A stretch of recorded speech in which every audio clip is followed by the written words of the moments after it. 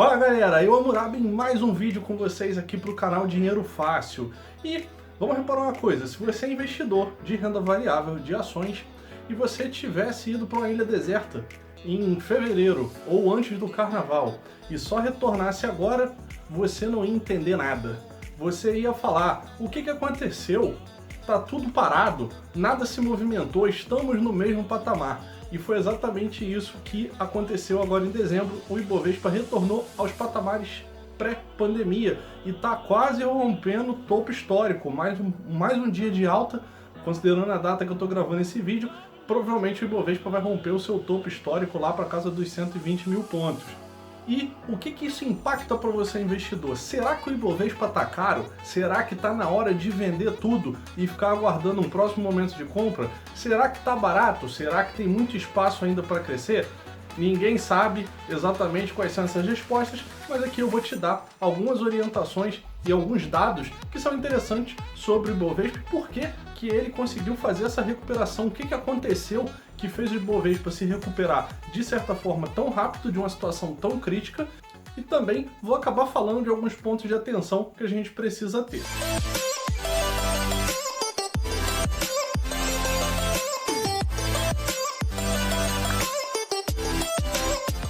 Pergunta, na verdade, que eu tenho para fazer para vocês com relação a esses dados é: o Ibovespa realmente retornou ao patamar que estava no início do ano? Se a gente for avaliar os números do Ibovespa em real, sim, ele voltou. Porém, quando a gente avalia em dólar, ainda tem uma distância considerável até o topo. No início do ano, o Ibovespa em dólar estava na casa mais ou menos dos 29 mil pontos. 29.400, alguma coisa em torno disso. E nesse momento ele está na casa dos 22 mil para 23 mil pontos. Aliás, que está 22.900, alguma coisa assim pelos dados que eu tenho, coloco aqui na tela para vocês. Então a gente consegue perceber que falta aí mais de 25% de espaço para ele subir até atingir o patamar em dólar. Sendo que, se o dólar se desvalorizar perante o real, naturalmente ele vai levando esse valor do índice Bovespa para mais próximo do topo histórico, mas ainda tem um espaço ali, em teoria, para crescimento do ponto de vista do investidor estrangeiro. E falando sobre o investidor estrangeiro, agora em novembro tivemos diversas notícias falando sobre o fluxo de capital estrangeiro na Bolsa de Valores brasileira. Os gringos trouxeram milhões e milhões de dólares. E aí uma opinião pessoal minha. Se o investidor está em um país de moeda forte, esse patrimônio dele em moeda forte como euro, dólar, libra ou alguma coisa assim, a desvalorização do real e o momento econômico e político, não só do Brasil, quanto também em relação às eleições americanas, transforma o Brasil num ponto interessante para investimento. Então eu entendo como natural esse movimento de alguns estrangeiros estarem trazendo e aportando dinheiro no Brasil, porque o Brasil, de certa forma, para eles, ficou barato. E aí, o que acontece isso na sua carteira investidor? Esses investidores do exterior tendem a investir em ações mais seguras, mais renomadas, mais reconhecidas, o que nós chamamos de blue chips. Então, eles provavelmente vão aportar mais capital em empresas do tipo Petrobras, Vale, Banco do Brasil, Itaú, na própria B3 e outras ações desse tipo, que são blue chips do mercado brasileiro. Em paralelo a isso, a gente também tem aí uma tendência de ações ligadas a commodities se valorizarem ao longo de 2021, mas sobre isso eu vou falar em um outro vídeo até o final do ano, que vai ser um vídeo sobre onde investir em 2021.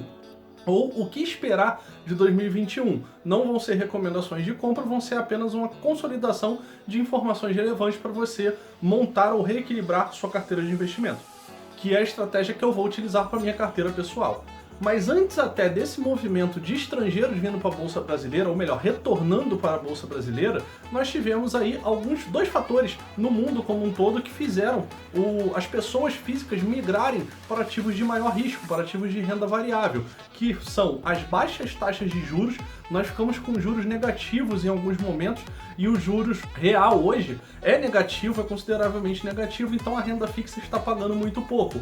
E isso naturalmente faz as pessoas migrarem uma parte do seu patrimônio para a renda variável atrás de maiores retornos. Ou seja, se no ano que vem a taxa de juros se elevar muito, provavelmente uma parte desse dinheiro que veio para a Bolsa vai retornar para a renda fixa, mas não há previsão de que isso aconteça ano que vem, não com muita força, talvez suba mais um pouco, de forma moderada.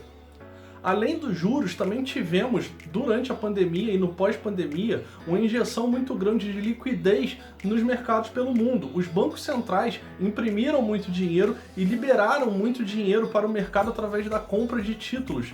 E quanto mais dinheiro disponível no mercado, mais as pessoas consomem e mais também as pessoas investem. Então isso também colaborou para um aumento de dinheiro dentro de investimentos como a renda variável. Esses fatores de resgate da pandemia ou de proteção em relação ao que estava acontecendo com a economia no mundo e que foram utilizados pelos governos e bancos centrais para dar uma sobrevida na economia local de cada um dos seus países, ajudou muito o mercado de capitais, tanto brasileiro quanto no exterior.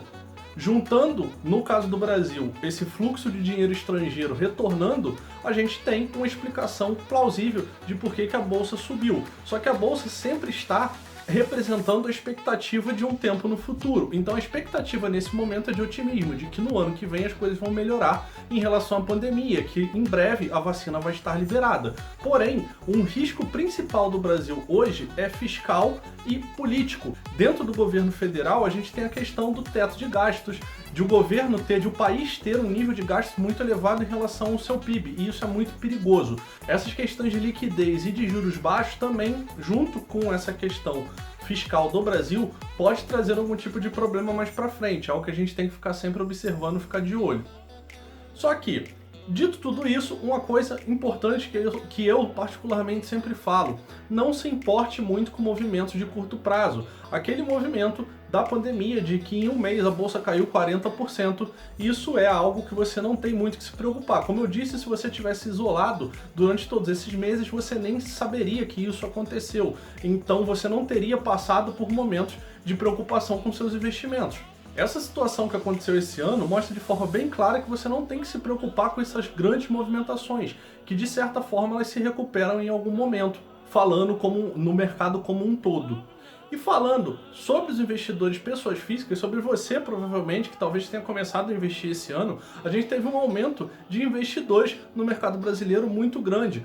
Hoje nós somos 3.200.000 investidores pessoas físicas na Bolsa, considerando a quantidade de contas cadastradas na Bolsa brasileira. E ano passado nós éramos aproximadamente 1.700.000. Então teve um crescimento exponencial ao longo desse ano. E esse fluxo de pessoas físicas também auxiliou no aumento e na recuperação do índice Bovespa. E agora umas curiosidades a respeito dos números dessas pessoas físicas na Bolsa. 73% são homens e logo 25-26% são mulheres. Uma coisa interessante que eu vi nos dados que a Bovespa liberou é que a faixa etária de 26 a 35 anos é a que mais tem pessoas na Bolsa. E além disso, é claro, quando você olha as estatísticas pela faixa etária, de que quanto mais idade a pessoa tem, mais patrimônio. Para vocês terem ideia, as pessoas com mais de 66 anos que investem na Bolsa têm, em média, R$730 mil de patrimônio. Enquanto os mais jovens, na faixa de 16 a 25 anos, têm uma média de R$11.458 em patrimônio. E eu vou botar essa tabelinha aqui na tela para vocês. E por que eu quis falar desses dados hoje? Para mostrar para você, investidor, principalmente você que está começando, que o jogo, por assim dizer, dentro do mundo dos investimentos é de longo prazo. Então você precisa ter paciência, não se afobar com esses movimentos de curto prazo, não se animar em excesso com esse retorno que a Bolsa está dando desde o final de outubro, que subiu praticamente de 90 e poucos mil pontos até quase 120 mil pontos sem parar. Então mantenha sempre o seu emocional controlado e siga as suas regras, siga os seus princípios de investimento, sempre pensando lá na frente, porque os próprios números demonstram que quanto mais idade você tem, maior o seu patrimônio. Então você tem que ir acumulando patrimônio ao longo do tempo dentro dos seus investimentos para você conseguir atingir a sua liberdade financeira. Tem diversos outros dados que a Bolsa disponibiliza, vou colocar agora no final do vídeo para vocês darem uma olhada. Mas a mensagem que eu queria passar para vocês hoje é essa. Se é para vender ou para comprar índice, a gente não tem como ter certeza. Continue seguindo a mesma filosofia de investimento. Investindo em vários tipos de ativos, diversificando, se protegendo e aproveitando para rebalancear a sua carteira de ações ou a sua carteira geral de investimentos, conforme você vai fazendo aportes e conforme esses ativos também se supervalorizam, enquanto outros estão mais estagnados. Assim você aproveita o momento de alta para vender algumas coisas que estão super precificadas e nos momentos de baixa você equilibra sua carteira comprando coisas que podem estar baratas. É isso por hoje, pessoal. Espero que esse vídeo tenha ajudado vocês. Não esquece de curtir, compartilhar e comentar aqui embaixo o que você achou desse vídeo. Até a próxima. Valeu!